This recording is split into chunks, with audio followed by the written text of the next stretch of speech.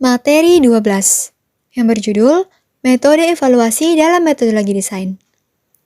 Proses desain terdiri dari 3 tahap utama, yaitu praproduksi, produksi, dan pasca produksi.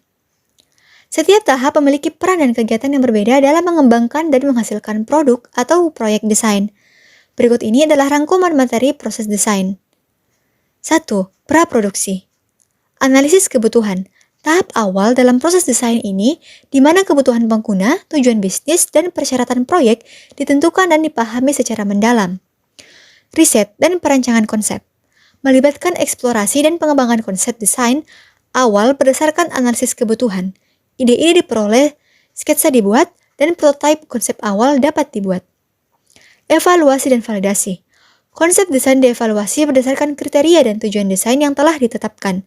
Feedback dari pengguna atau pemangku kepentingan juga dapat digunakan untuk memperbaiki dan memvalidasi konsep desain sebelum memasuki tahap produksi. 2. Produksi. Perancangan detail. Konsep desain yang telah disetujui dikembangkan lebih lanjut dalam detail teknis, termasuk spesifikasi, ukuran, dimensi, material, dan fitur lainnya. Pembuatan prototipe. Prototipe fisik atau digital dibuat untuk menguji dan menguji desain secara praktis. Prototipe ini memungkinkan identifikasi masalah potensial, pengujian fungsi, dan perbaikan desain sebelum produksi massal. Produksi massal. Setelah desain dan prototipe telah divalidasi, produksi massal dimulai.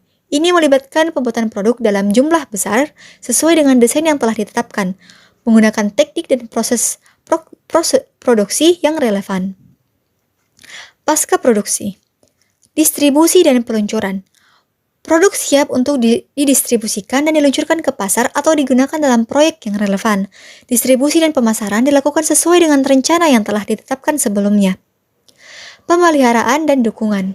Setelah produk diluncurkan, pemeliharaan dan dukungan teknis mungkin diperlukan untuk memastikan kinerja dan kepuasan pengguna yang optimal. Perbaikan, upgrade, atau perawatan rutin dapat dilakukan jika diperlukan. Evaluasi dan perbaikan. Setelah produk berada di pasar, evaluasi berkelanjutan terhadap kinerja produk dilakukan. Umpan balik dari pengguna dan data pasar digunakan untuk memperbaiki desain dan memperbaiki iterasi berikutnya. Proses desain merupakan siklus yang berkelanjutan dan iteratif. Dengan setiap tahap saling terkait dan mempengaruhi satu sama lain. Penting untuk memahami dan mengelola setiap tahap dengan cermat untuk mencapai hasil desain yang sukses dan memenuhi kebutuhan pengguna serta tujuan bisnis.